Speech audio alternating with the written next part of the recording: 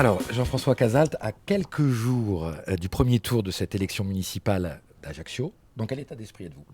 Très bon état d'esprit, porté par cette campagne, porté par les excellents retours que nous avons, porté par ce travail de terrain que nous effectuons au quotidien et depuis longtemps maintenant. Donc on aborde ce premier tour de scrutin dans un excellent état d'esprit.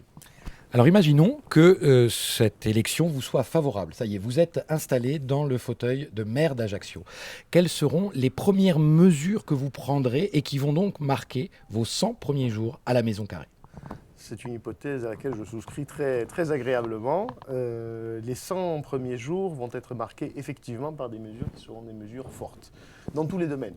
Vous avez vu que notre programme se décline en 3 urgences. L'urgence sociale, l'urgence environnementale et l'urgence économique, avec un fil conducteur qui est l'identité. L'identité comme socle de développement économique, c'est-à-dire qu'on va partir de nos atouts pour justement s'ouvrir à l'extérieur et arriver à concrétiser cette richesse qui est une richesse exceptionnelle que nous avons et que possède cette ville, en richesse matérielle également, pour arriver à une prospérité qui soit une prospérité partagée. Alors comment cela se traduit-il concrètement? En matière d'urgence sociale, minimum social garanti. Le minimum social garanti, c'est une aide qui sera versée à chaque ménage qui sera très en difficulté, au seuil ou en deçà du seuil de pauvreté, pour lui permettre d'avoir des conditions de vie plus décentes, pour lui permettre d'arrêter de survivre et de commencer enfin à vivre. Ça, c'est une première mesure qui devrait être versée par le Centre intercommunal d'action sociale. Justement, pour rebondir sur cette première mesure, vous parliez de 200 € annuels. Alors, est-ce que l'on est dans l'aide réelle ou est-ce qu'on est plus dans le symbolique avec 200 € Pas du tout.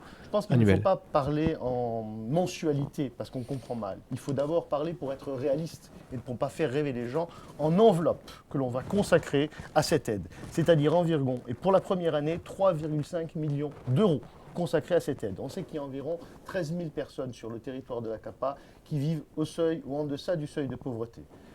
Ce qu'il faut préciser, ce qui est extrêmement important, ce ne sera pas simplement de l'argent qui sera donné à des personnes sans contrepartie. Il y aura des conditions, et notamment des conditions de résidence, parce que ça nous tient à cœur, et on ne tient pas à ce qu'il y ait un appel d'air de gens venus de l'extérieur pour profiter de ces subventions. Conditions de résidence de 3 ans, un peu sur le modèle qui a été fait pour le dossier On a Casa per Tutti, qui a été voté par l'Assemblée de Corse récemment. Conditions aussi des obligations concernant un suivi de ces personnes et de ces foyers, avec des publics cibles. Des ménages qui ont des enfants scolarisés ou des retraités qui, encore une fois, ne peuvent pas vivre récemment. Donc on n'est pas du tout dans le symbolique, on est dans l'aide réelle. Mais justement, sur la précarité, on sait que vous parlez du CIAS. Il y a déjà des actions effectivement qui sont mises en œuvre. Pour vous, c'est insuffisant à l'heure actuelle? C'est insuffisant et ces actions, il convient de les rationaliser. Malheureusement, on se rend compte que bien souvent, ces actions, c'est ce dont vous parliez tout à l'heure, c'est du symbolique, du saupoudrage et parfois même du clientélisme. Il conviendra de rationaliser les aides qui sont déjà distribuées par le CIAS et de manière insuffisante, nous semble-t-il, pour arriver à cette mesure du minimum social garanti extrêmement importante. Parler de clientélisme, c'est-à-dire? Clientélisme, du copinage, c'est peut-être le principal reproche. Il n'y a pas de contrôle de ces aides, d'après vous?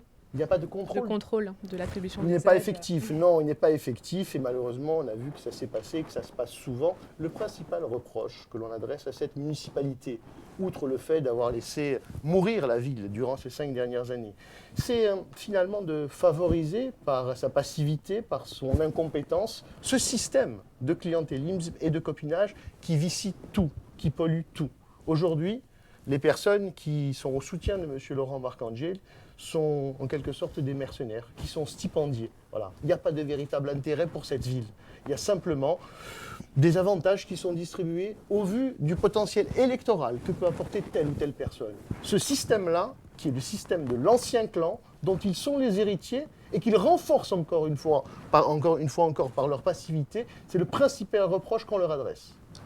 Et ces mesures dont vous parlez par le biais du CAS, donc elles concerneraient aussi les communes forcément de la CAPA. Tout à fait, le territoire de la CAPA tout entier. C'est pour ça que je vous disais environ 13 000 personnes qui sont concernées. Ensuite, il y a des publics cibles, comme je vous l'ai dit, les ménages avec des enfants qui sont scolarisés, les retraités qui ne peuvent pas vivre malheureusement du produit de leur retraite et de toute une vie de travail. D'ailleurs, il serait intéressant d'entendre le maire actuel se positionner sur l'actuelle réforme des retraites. On ne l'a pas entendu, tout le monde est vent debout, mais lui finalement, peut-être que cette absence de positionnement confirme cette Macron-compatibilité. Alors, Durant cette campagne, vous avez aussi beaucoup insisté sur le logement social et c'est directement lié au sujet que l'on vient d'aborder. La même chose, en tant que maire d'Ajaccio, si vous vous trouvez dans cette fonction, comment parviendrez-vous à modifier très concrètement la donne? On sait que les attentes sont très fortes au sein de la population ajaccienne. Puisque la CAPA a récupéré, contre l'esprit de la loi, nous semble-t-il, le parc de logements sociaux qui, normalement, aurait dû échoir à la collectivité de Corse, il convient qu'elle s'en occupe, et qu'elle s'en occupe de belle manière, surtout que c'est toujours l'ancien conseil départemental qui s'est occupé de ces logements sociaux. Quand nous nous sommes baladés, et nous le faisons souvent, et de campagne en campagne, et même hors campagne, nous le faisons, parce que vous savez que nous menons une campagne active de terrain depuis 1 an et demi déjà, mais les précédentes campagnes aussi, on s'aperçoit que ces logements se dégradent à chaque fois que l'on visite ces habitats et ces personnes. Et c'est absolument scandaleux. Donc sur le logement social, il faut un plan de réhabilitation extrêmement important pour pouvoir permettre à ces gens de vivre dans des logements qui sont dignes, qui ne sont pas salués. Je me permets une précision. On peut le faire, même quand on n'est pas aux responsabilités municipales. Qu'avons-nous fait à Boudiccione il y a environ 1 an de cela? Nous avons été contactés par des habitants. On est arrivé dans ces logements, on a vu un état catastrophique. Qu'est-ce qu'on a fait? On a appelé un huissier, on a appelé un expert agréé près à la cour d'appel, on s'est baladé dans une trentaine de logements et on a fait des rapports. On a adressé ces rapports à l'OJIREM, puisque c'est l'OJIREM qui s'occupe de ces 900 logements. Il y a un plan de 23 millions d'euros de réhabilitation qui a été voté quelques mois après. Ce n'est pas simplement par notre action, mais en tout cas, ça a mis en lumière les difficultés et ça a accéléré l'annonce de ce plan-là. C'est-à-dire que même quand on n'est pas aux responsabilités municipales, si on se bouge, on peut faire quelque chose. Et là, la CAPA, à ces logements sociaux, les laisse dépérir, péricliter, sans rien faire. Nous ferons quelque chose, nous les réhabiliterons. Ensuite, et deuxième point, c'est extrêmement intéressant, c'est notre office foncier solidaire que nous voulons mettre en place. Vous connaissez cette mesure, elle existe dans de très nombreux endroits en France. Ça permet de faire quoi? Ça permet aux revenus et aux ménages les plus modestes d'accéder à la propriété de leurs logements sociaux, propriété du bâti, parce que vous savez que dans cette mesure, la propriété du foncier est distinguée de la propriété du bâti. Ça permet à la commune de porter le projet en achetant le foncier, à une copa HLM de construire l'immeuble et de vendre ensuite ces logements. La vente de ces logements, elle sera dans le temps, en quelque sorte, exempt des phénomènes spéculatifs qui peuvent se dérouler, et notamment encore, si on a l'exemple tous les jours, parce que les prix seront encadrés. On ne pourra pas faire une plus-value telle qu'elle peut se faire au prix du marché. Donc vous voyez que sur les logements sociaux, ces 2 mesures phares sont extrêmement importantes et à mettre en place très rapidement. Concernant les logements sociaux, justement, on sait qu'il y a un quota fixé au plan national par la loi SRU qui justifie également, selon la municipalité, le nombre de constructions qu'on a pu constater ces dernières années pour attraper ce retard. Qu'est-ce que vous en pensez? Est-ce qu'il faut essayer d'atteindre ce quota? Est-ce qu'il faut construire encore de nouveaux logements sur la ville? Je vous réponds très rapidement. C'est un quota qui est un quota légal. Nous sommes actuellement environ à 17% de logements sociaux. Il faut arriver à ces 25% de logements sociaux. Il y a une grande précarité, non seulement dans la ville d'Ajaccio, mais dans le bassin du Grand Ajaccio. Construire ces logements sociaux, ce n'est pas un luxe, c'est une obligation. Et encore une fois, une obligation légale. Et avec les mesures que je viens de vous livrer, non seulement la réhabilitation, mais aussi la construction avec cet office foncier solidaire, eh bien, nous pourrons arriver en fin de mandature à ce quota de 25%. Donc ça impliquera de nouvelles constructions. Tout à fait. Au niveau de la ville. Tout à fait. Nouvelle construction, et parce que l'office foncier solidaire, ce n'est pas simplement des constructions à établir, c'est aussi des immeubles que vous pouvez réhabiliter, et dans ces immeubles, vous y insérez un quota de logements sociaux. On peut le faire aussi avec une autre mesure que nous défendons, au travers de la charte de la promotion, qui obligerait également les promoteurs à mettre des logements sociaux dans leur bâtiment. Justement, cette charte de la promotion, c'est une de vos propositions phares. Oui. C'est selon vous ce qui permettrait de mieux construire, parce que vous avez dit on a trop construit et mal construit à Ajaccio.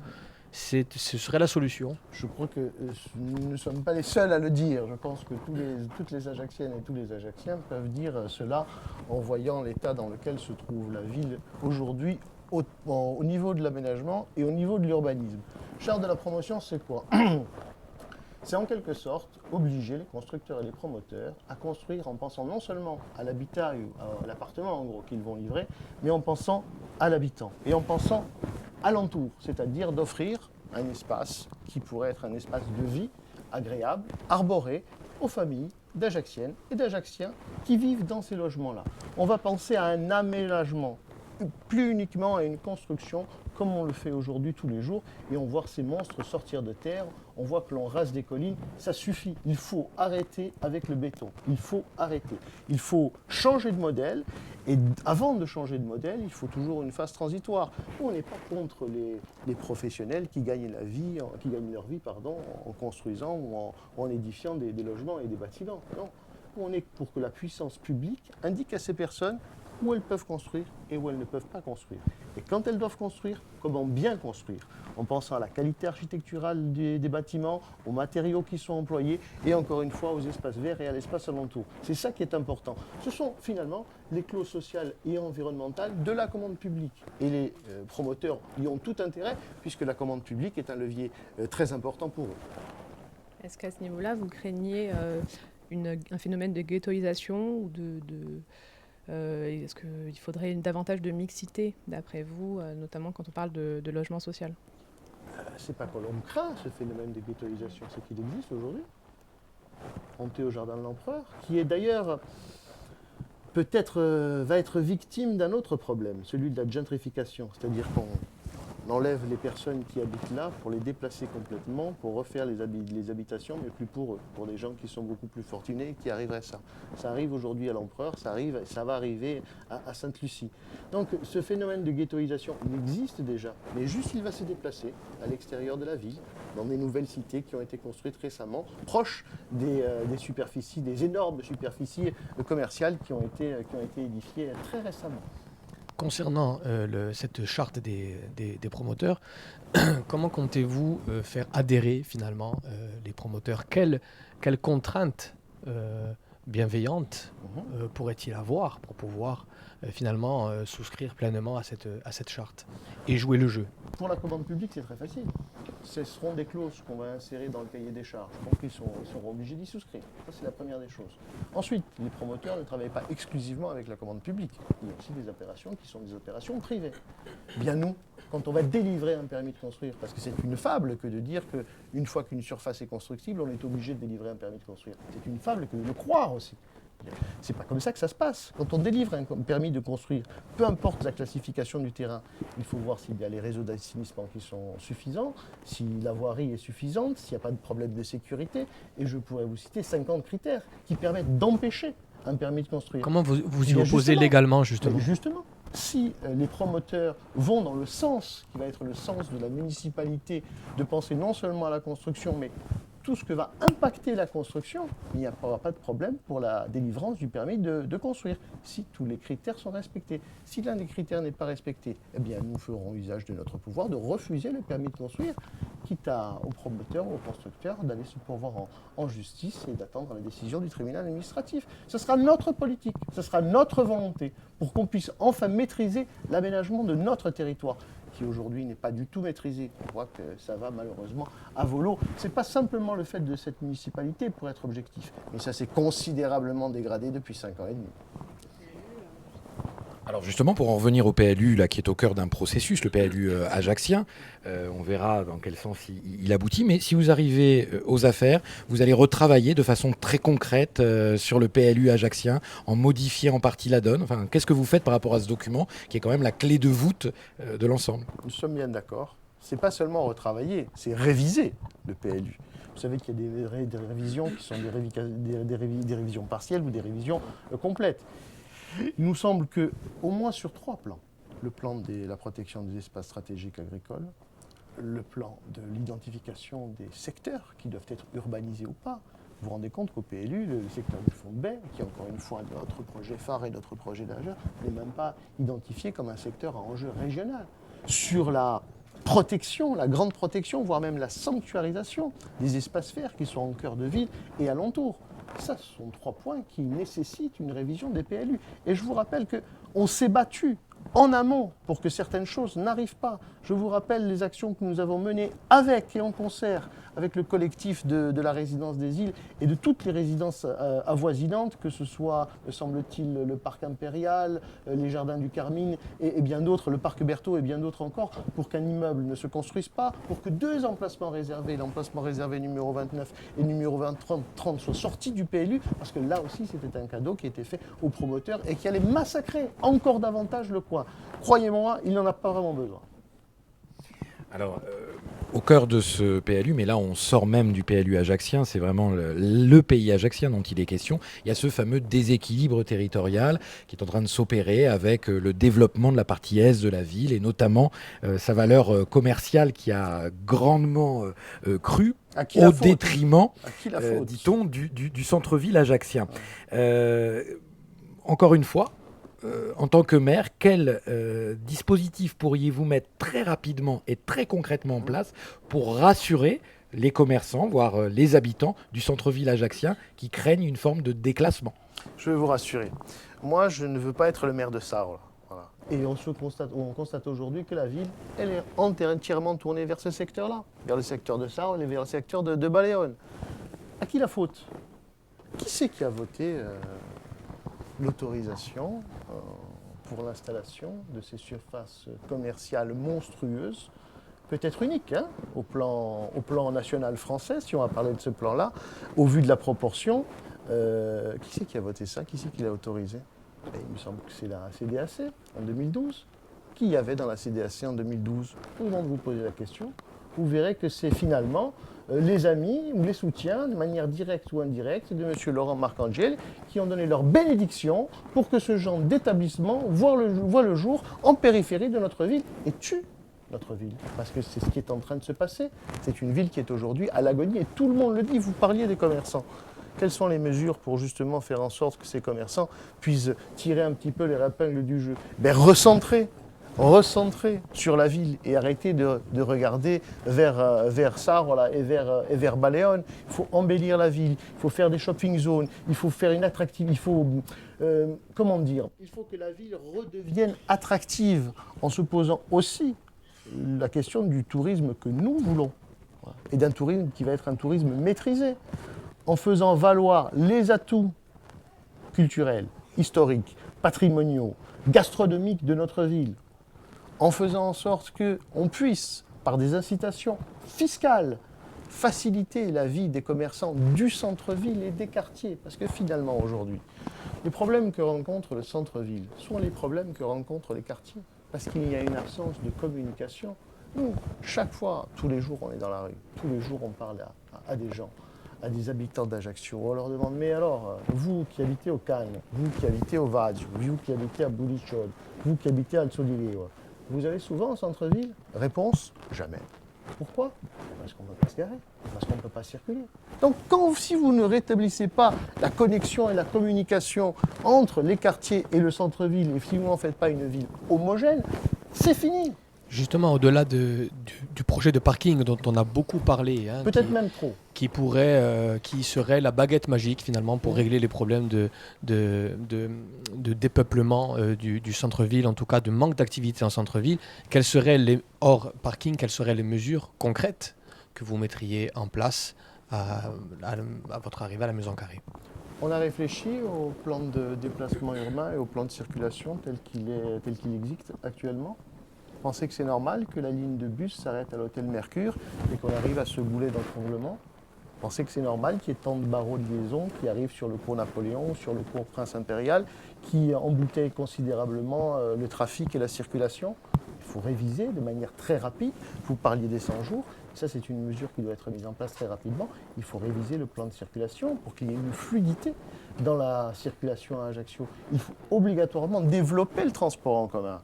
On parle d'intermodalité, mais quand on voit que le pilier des transports, qui est le transport en commun par bus à Ajaccio, ne fonctionne pas, occupons-nous d'abord de cela.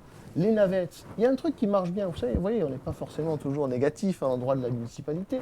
C'est le réseau d'Ayachin en centre-ville. Pourquoi on ne le développe pas au quartier? Ils n'ont pas le droit, les gens des Salines, d'avoir des petites navettes, les gens de l'Empereur d'avoir des petites navettes, ou les gens des autres quartiers, de Bougichon, des Cannes ou ailleurs. Ils n'ont pas le droit. Pourquoi uniquement le centre-ville?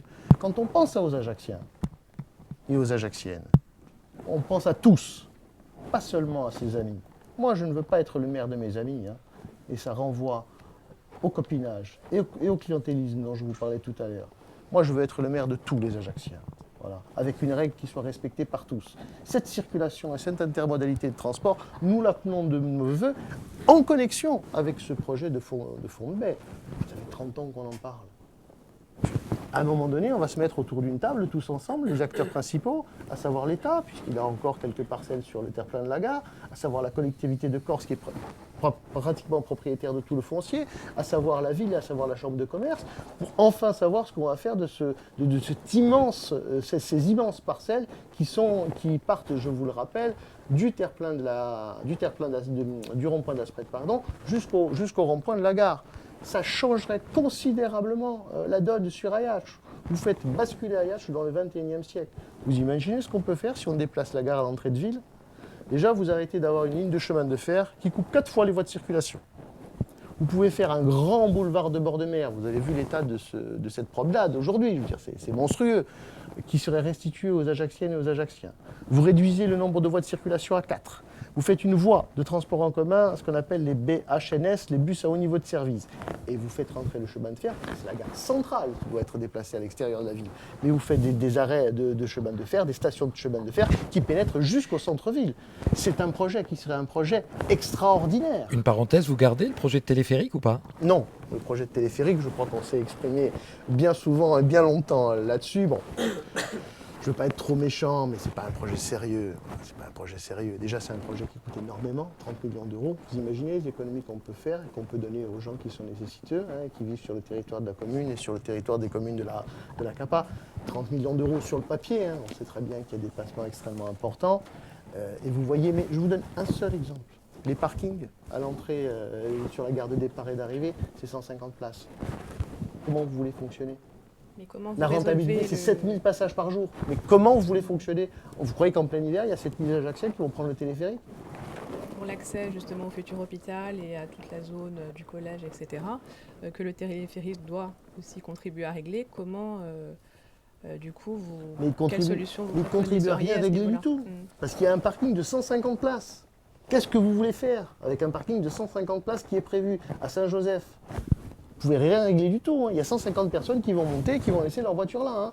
Et les centaines de personnes qui veulent justement accéder non seulement à l'hôpital, mais au collège du Stillette, à tous les logements, aux palatines, aux infrastructures sportives.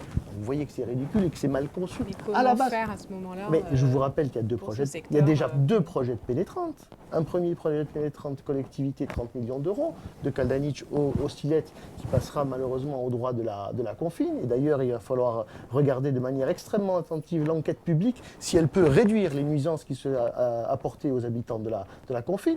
Et puis il y a un projet de pénétrante ville également, qui partirait du rond-point de l'aéroport pour monter à peu près au droit du stade de la CA et pour arriver au Stillette. Donc vous imaginez les sommes qu'on finalement on va investir si les trois projets sont retenus.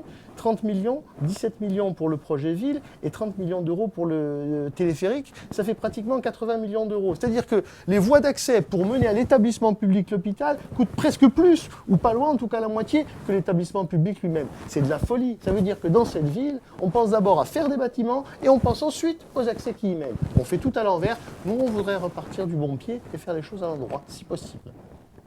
Vous parlez du PDU, le plan de déplacement urbain, donc il faudrait le réviser. Ah oui, il n'est ni fait ni à faire.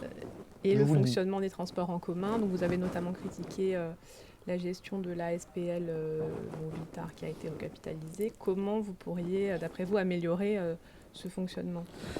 C'est quand même si on est d'une particulière bienveillance et si on est très charitable envers la municipalité en place et envers la CAPA, il est quand même très difficile de ne pas critiquer la Movitar. Je vous rappelle que les subventions qui sont accordées, c'est quand même 8 millions d'euros par an pour un système et un service qui fonctionne très très mal. Et donc tous les Ajacciens sont mécontents.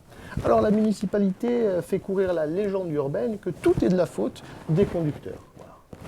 C'est une ethnie intrinsèquement feignante, irascible, qui n'est pas gentille avec les Ajacciens et qui ne veut surtout pas travailler. Comme dans toutes les professions, il y a un peu des moutons noirs, mais il y a une très grande proportion des conducteurs et des chauffeurs de bus qui font très bien leur travail, et il faut le souligner. Pourquoi ça ne marche pas la Movitar? Ça ne marche pas parce que d'abord c'est mal paramétré, alors qu'au départ ça avait été bien paramétré. La Movitar au départ c'est pas simplement les bus, c'est la Movischool, c'est la Movimar et c'est les Ayachin. Tout doit rentrer dans ce périmètre. Or, on voit que tout ça c'est dégagé. Movischool et Movimar, c'est uniquement Capa, Ayachin, c'est uniquement Ville. La Movitar aujourd'hui, c'est uniquement la Movistrade, c'est-à-dire les bus. Quand on parle de mobilité, si on veut avoir un raisonnement, un peu distancié, un peu pertinent en matière de mobilité, est-ce que vous croyez qu'on peut parler de circulation sans parler de stationnement? C'est pas possible. Donc il faut faire entrer dans le périmètre de la Movitar le stationnement de surface et souterrain. Vous équilibrerez davantage les comptes et vous aurez une vision beaucoup plus cohérente à long terme, à long mandat, comme on aime dire, des mobilités. Ensuite, deuxième chose, on pourrait en parler pendant des heures, mais deuxième chose, il faut arrêter, pitié que la CAPA arrête de supprimer à chaque fois les services quand les chauffeurs sont absents. Il y a eu près de 600 services qui ont été supprimés en 2019. Ça veut dire que quand les gens attendent un bus pendant 40 minutes, le bus, il n'a pas 20 minutes de retard. Il y a seulement un bus sur deux, parce qu'il y a eu 600 services, c'est-à-dire 600 matinées ou après-midi qui ont été supprimés dans l'année 2019. Il n'y a pas de billettique dans les bus. Vous trouvez ça normal qu'il n'y a pas de billettique? On ne peut pas, aujourd'hui, disposer de données chiffrées, fiables, pour savoir si telle ligne marche ou pas, si le graphiquage a été bien fait ou pas. Donc, c'est un ensemble de choses à réformer. Le principe de la SPL n'est pas mauvais, mais il faut assurer une pérennité financière, parce qu'aujourd'hui, cette société va très mal. Je vous le dis, d'ailleurs, je crois que le maire actuel l'a dit, puisqu'il a remis au pot très récemment 3 millions d'euros. Il y a 1,8 million qui ont été versés par la CAPA et le reste par la ville, qui sont en train d'être versés, puisque c'est un plan qui était échelonné. On voit bien qu'on va dans le mur avec les bus. Il faut s'arrêter, reparamétrer, repenser tout ça. Et puis, sur les emplois, il faut dire quelques mots aussi. En ce moment, on ouvre les vannes de l'emploi très largement, mais ce n'est pas qu'en ce moment. Là, c'est vrai qu'il y a un petit coup de pouce significatif, mais on voit que depuis 2016, donc ça a été créé en septembre 2016, si ma mémoire est bonne, la SPL Movitar, il y a eu environ 20 ou 25 emplois de plus. Une dizaine. On peut discuter, parce que c'est vrai qu'on change de configuration entre Transdev et une SPL, et la dizaine ou la quinzaine de plus, c'est des emplois de complaisance, voilà, pour faire plaisir aux copains, aux amis, aux cousins et aux cousines. On ne peut pas continuer à gérer la ville comme ça. On ne peut pas, voilà, on ne peut pas. Si on fait ça, c'est pas possible, on est mort avant même que de commencer. Donc on ne pourrait pas envisager la gratuité des transports en commun à terme. À terme. À terme, voilà, à terme. Il faut savoir quel terme. Moi, je ne vais pas vous dire dans les 100 premiers jours, on va rendre gratuit les transports en commun. Non, parce que justement, l'équilibre financier de la Movitar aujourd'hui ne le permet pas. Je pourrais le dire, je me paierais de mots, mais ça ne serait pas sérieux. En revanche, il faut faire un effort sur les mineurs et sur les personnes âgées. Mineurs, carte adjointou, c'est-à-dire une réduction de 50% pour tous les mineurs, pour qu'on puisse favoriser le transport par bus ou par navette, en tout cas favoriser le transport en commun. 100%, c'est-à-dire exemption totale du prix des transports en commun quand les mineurs se destinent à des activités sportives et culturelles. Comme ça, on renforce aussi l'attractivité des sports et de la culture. C'est un tout, parce que chaque mesure impacte chaque mesure. On a essayé de faire 3 grands chapitres dans notre programme, mais vous voyez que tout se répond et tout est coordonné. Ensuite, pour les retraités, sur condition de ressources, il faut les exempter de tarification pour l'utilisation des transports en commun. Donc, pas une gratuité totale, parce que je pense qu'on ne peut pas y arriver financièrement, mais au moins une gratuité partielle. En prenant exemple, et sans perdre de vue l'objectif, de ces villes dans lesquelles, je crois qu'il y a 33 communes en France, dans lesquelles le transport en commun gratuit fonctionne. Alors, en parlant de gestion de la ville, d'une manière générale, lors de cette campagne, et même bien avant, vous avez notoirement indiqué à quel point vous estimez que cette ville est mal gérée, notamment sur le plan financier. On va se replacer dans l'optique des 100 jours. Qu'est-ce que concrètement, au-delà de la critique, vous feriez différemment, et donc quelles sont les impulsions qui seraient les premières lors de ces premiers jours passés à la Maison Carrée pour entrer dans un cercle plus vertueux, selon vous? Ma première impulsion, elle tient en 5 lettres. Audit. Parce qu'il faut savoir... C'est pas nouveau. C'est pas Des, nouveau. des audits, il y en a eu quelques-uns. Oui, oui, mais quand on va arriver à la Maison Carrée, il faut qu'on sache exactement où on en est sur le plan financier. C'est-à-dire, nous, dans notre programme, on s'engage. On s'engage. On essaye de s'engager sérieusement, avec des mesures qui sont des mesures chiffrées. Et on ne dit pas n'importe quoi.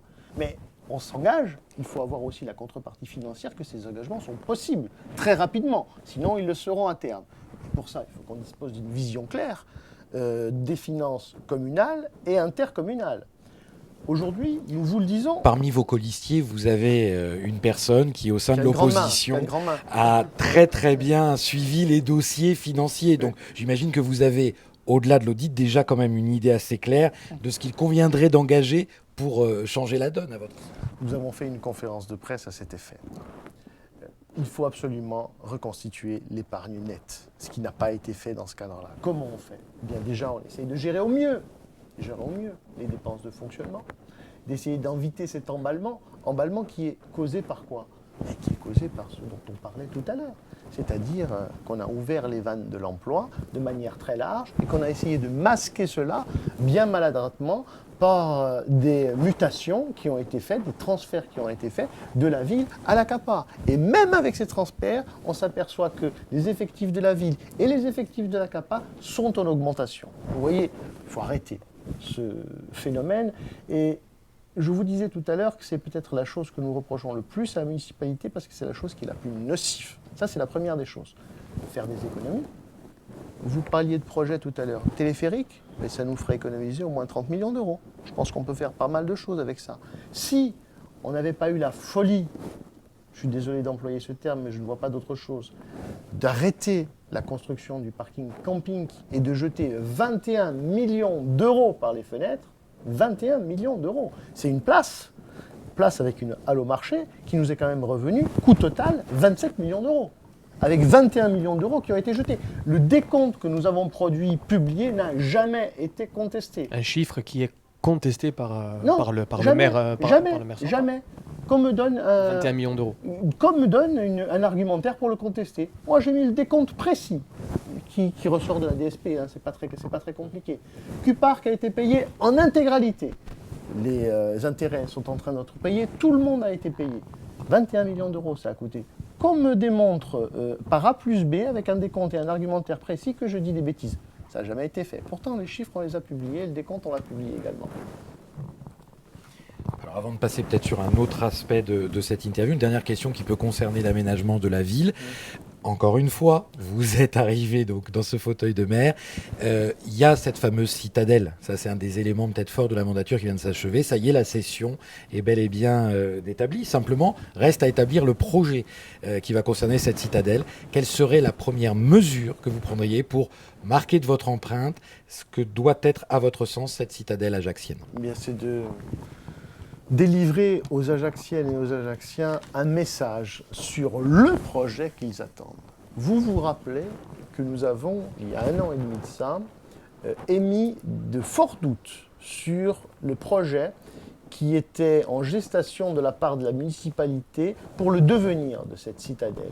Nous disions que les choses étaient obscures, qu'elles étaient floues et qu'on ne savait absolument pas à quelle sauce nous allions être mangés. On a appris, il y a quelques semaines ou quelques mois de cela, par un document qui a fuité sur les réseaux sociaux, que cette citadelle était promise à un avenir de surface commerciale en plein air, de galeries marchandes en plein air. Ce n'était pas exactement notre vision des choses. Notre vision des choses, en amont de la concertation très tardive qui a été initiée par la municipalité, c'était un cœur battant culturel de notre ville, de notre cité. C'est-à-dire que ça doit être un parti pris fort, une ligne de force. La citadelle, c'est la culture, sans exclure d'autres aménagements qui pourraient avoir lieu, notamment pour des résidences d'artistes, notamment pour des lieux de formation.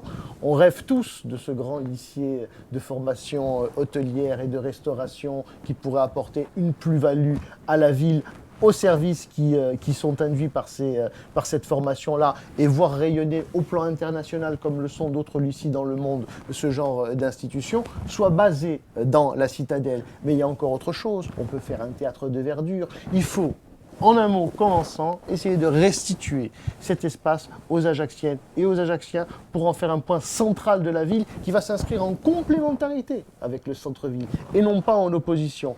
Le maire disait il faut en faire un quartier comme un autre. Jamais! Ça n'a jamais été un quartier déjà, c'était un endroit où était basée la garnison, ça n'a jamais été un quartier. Et puis un quartier comme un autre, pourquoi? Pour faire un autre quartier de la ville? Non, il faut que ce soit quelque chose qui apporte une grande plus-value à la ville. Et c'est ce que nous allons faire avec ce projet culturel qui est au centre de notre programme. Nous étions sur les 100 jours, alors sur le principe des 100 jours, passons désormais sur l'aspect plus politique de cette élection.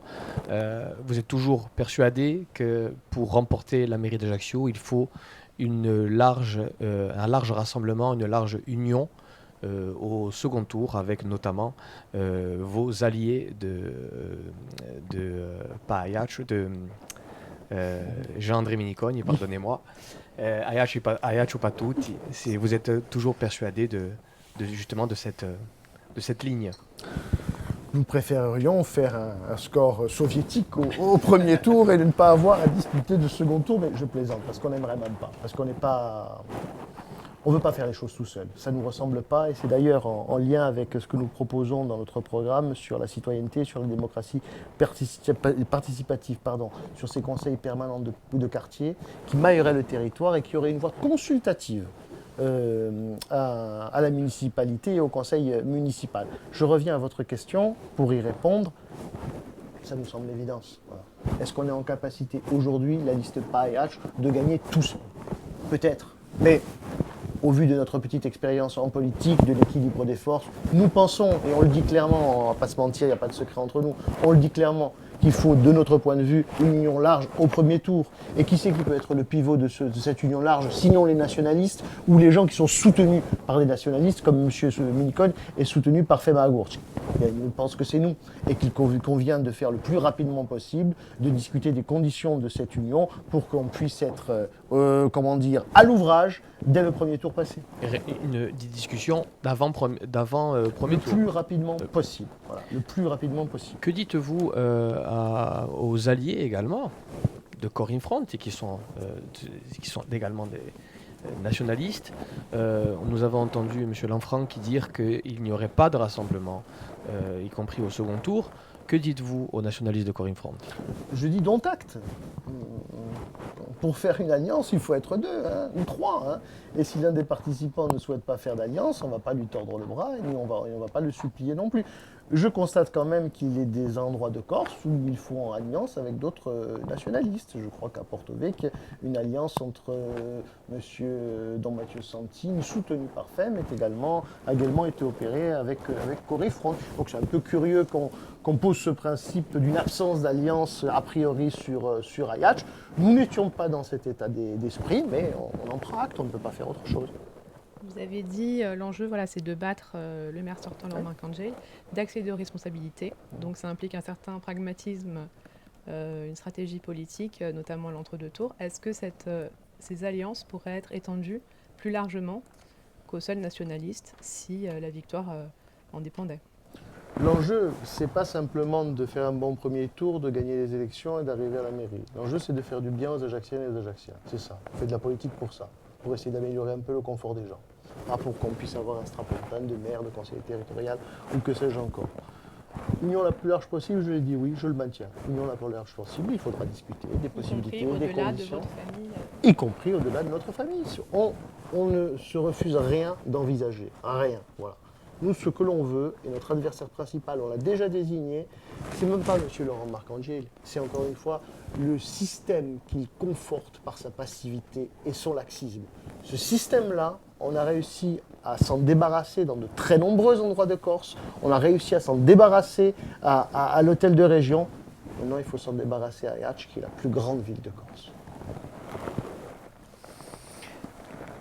Toujours sur un versant un peu politique, bien que ça ait abouti aussi à des choses très concrètes et pragmatiques, le maire d'Ajaccio s'est souvent plaint de la difficulté à dialoguer avec la collectivité de Corse, notamment en mettant en avant le fait qu'il y aurait des décisions qui pouvaient relever peut-être d'une sphère politique et en tout cas qui ont été prises au détriment, selon lui, d'Ajaccio. Est-ce qu'aujourd'hui, pour vous, effectivement, il y a un dialogue bel et bien à réinstaurer et est-ce que vous pensez être en mesure de faire mieux pour qu'Ajaccio bénéficie peut-être de tout ce que la ville doit pouvoir bénéficier au niveau de la collectivité de Corse? Au-delà de nos petites divergences, et je n'en fais pas mystère, hein, parce que je vous rappelle que je suis un des seuls, avec quelques-uns de mes amis, à dire publiquement et au contradictoire de tous, et même en utilisant la caisse de résonance de l'hémicycle, quand il y a des choses qui me déplaisent. La démocratie, c'est aussi ça. La démocratie, c'est pas d'être tout le temps d'accord. La démocratie, c'est d'être pas d'accord, de se disputer, de quitter la table, de Remarquez revenir. que toutes vos propositions n'étaient pas forcément retenues dans Exactement, l'hémicycle exactement, mais territorial. ça sert à rien de cacher les choses. Les Corses le savent, hein, ils sont loin d'être idiots, hein, même s'ils ne suivent pas la politique très attentivement. Ils comprennent bien quand il y a divergence ou quand il y a un accord parfait. Là, on voit bien qu'il n'y a pas un accord parfait. Mais au-delà de ces divergences, ce qui est intéressant, c'est que nous sommes les plus en mesure de jeter des passerelles entre la ville et la collectivité de Corse, entre la ville et la chambre de commerce. Et si ces trois acteurs travaillent de concert pour essayer de faire enfin sortir Ajaccio de l'ornière, ça va être quelque chose de fantastique. Encore une fois, nous disposons d'une ville qui est une ville extraordinaire. Elle a des atouts fantastiques, que ce soit en termes historiques, avec des personnages historiques les plus connus dans l'histoire du monde, avec un site d'une exceptionnelle beauté, avec des plages en centre-ville, avec une identité, avec un art de vivre qui est peut-être unique au monde. Voilà. Et même en Corse, Ajaccio est une ville particulière. Moi, vous le savez, je suis un Ajaccien jusqu'au bout des ongles. Voilà. J'aime ma ville, j'ai été éduqué dans l'amour de cette ville. Je vais essayer de conserver ce qui nous fait encore Ajacciens, de le transmettre, de le fortifier et d'en faire le socle de notre développement économique. C'est ça la démarche PAEH, c'est ça que nous voulons faire pour cette ville, voilà. La faire sortir enfin de l'ornière et regarder l'avenir avec confiance et avec passion. On parlait du scrutin qui approche. Récemment, vous avez diffusé un communiqué appelant, demandant au pouvoir public notamment d'être vigilant quant au déroulé du scrutin, en référence aux dernières élections qui avaient été annulées, qui avaient été très, très mouvementées. Vous êtes inquiet, vous craignez des fraudes c'est ce que vous laissiez entendre, notamment sur les procurations.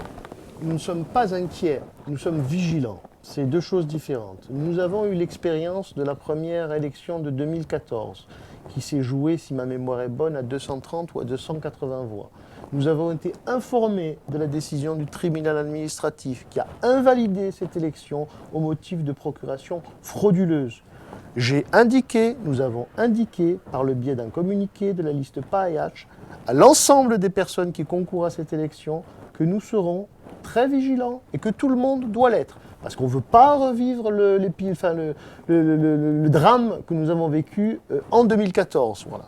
Il faut que, pour les personnes et notamment pour les procurations, que l'espace soit suffisant pour accueillir du public, pour qu'ils puissent établir leur procuration dans des conditions qui sont tout à fait normales et que l'élection se déroule de manière normale, de manière démocratique.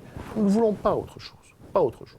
Mais enseigner de ce qui s'est passé quelques années en arrière, nous ne voulons pas revivre le même phénomène en 2020. Ça ne sera pas le cas. Je vous le dis, ça ne sera pas le cas. Oui, vous avez prévenu, vous êtes prêt éventuellement à introduire des recours si vous constatez... On n'est pas vraiment procédurier, hein, vous avez pu le constater, parce qu'avec ce qui se passe actuellement dans la campagne, les places qui sont inaugurées 3 fois en période électorale, comme la place camping, bon, on inaugure le plan d'eau, après on inaugure je ne sais pas quoi, aujourd'hui on inaugure le marché, la place des Cannes qui est inaugurée avec le hashtag de Fier des Sayachi. Pas normal, je vous le dis, c'est pas normal. On fait campagne avec l'argent du contribuable ajaccien. C'est pas normal de faire ça. Est-ce qu'on a introduit des recours? Est-ce qu'on va introduire? On n'est pas très procédurier. Malheureusement, que voulez-vous? Encore une fois, on subit un système. Nous, on se présente pour que les Ajacciens ne subissent plus ce système-là.